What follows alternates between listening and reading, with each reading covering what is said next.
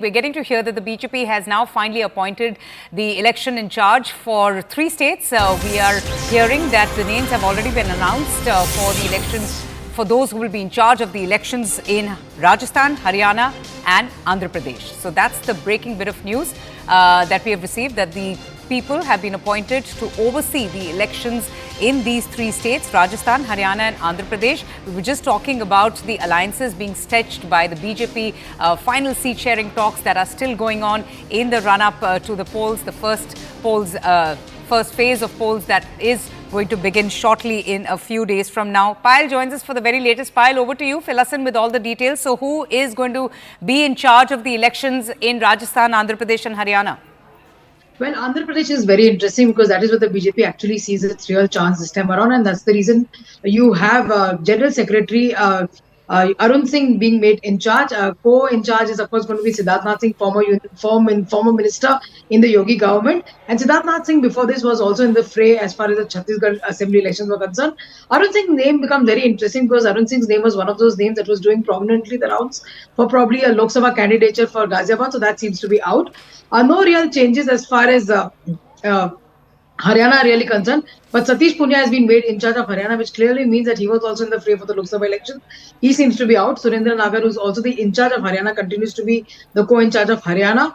And of course, as far as the Rajasthan state is concerned, former General Secretary Vinay Shastra Buddhe is in charge, where Vijay Rahatkar, who played a crucial role in the assembly elections, will also be his co-in charge. So these are the appointments that the BJP has made, and Parvesh Sahib Singh Verma, whose name was cut from the Lok Sabha tickets from the state of from the national capital, is now co-in charge of Haryana. So the BJP filling in a lot of positions.